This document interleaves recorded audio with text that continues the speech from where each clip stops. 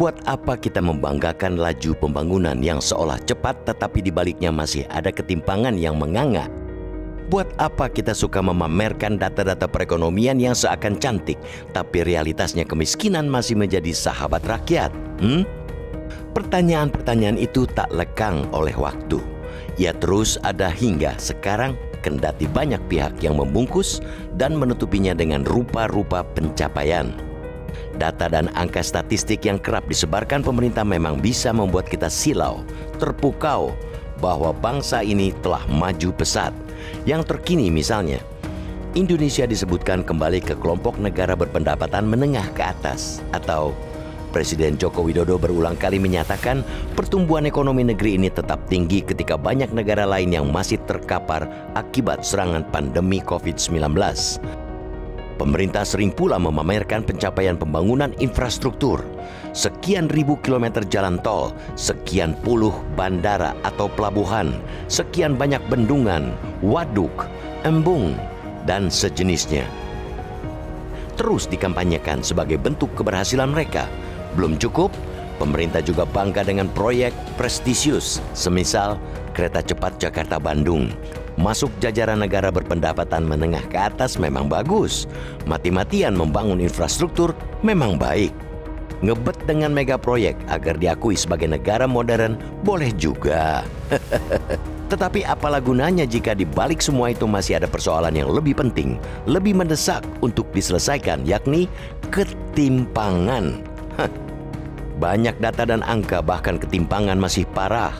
Berdasarkan laporan World Inequality Report 2022, amsalnya, kelompok 50% terbawah hanya memiliki 5,46% dari total kekayaan ekonomi Indonesia pada 2021. Angka itu lebih buruk daripada 2001 sebesar 5,86%. Lalu pada 2021, 10% penduduk terkaya di Indonesia menguasai 60,2% ekonomi nasional. Angka itu naik tajam ketimbang 2001 sebesar 57,44%.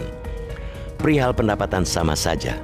Pendapatan kelompok 50% terbawah hanya 22,6 juta rupiah per tahun pada 2021. Sebaliknya, kelompok 10% teratas memiliki pendapatan sebesar 285,0 juta rupiah per tahun. Data yang dilansir Badan Pusat Statistik juga menyedihkan. Pada September 2022, tingkat ketimpangan penduduk Indonesia sebesar 0,381.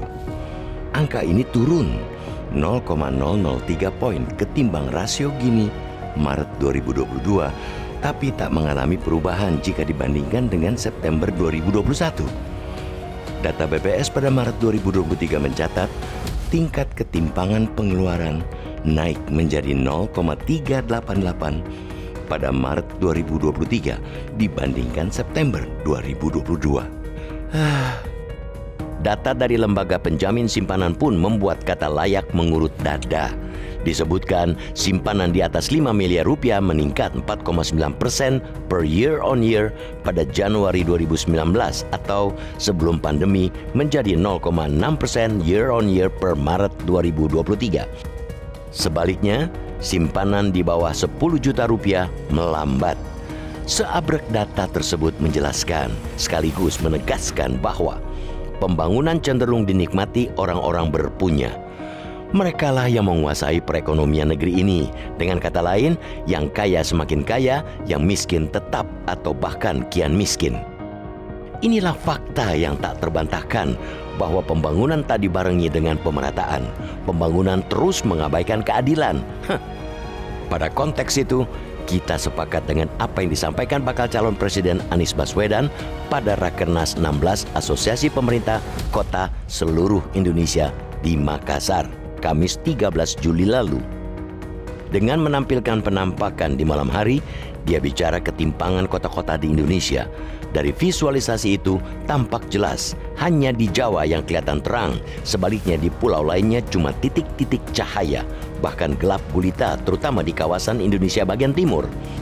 Anies ingin menegaskan bahwa ketimpangan masih menjadi masalah serius di Indonesia. Dia ingin penyakit klasik itu disudahi dengan pembangunan yang berbasiskan pemerataan. Pembangunan adalah keniscayaan, tetapi pembangunan tanpa pemerataan, tanpa keadilan, hanya akan melanggengkan disparitas. Negeri ini butuh perubahan. Negeri ini tidak butuh keberlanjutan ketimpangan.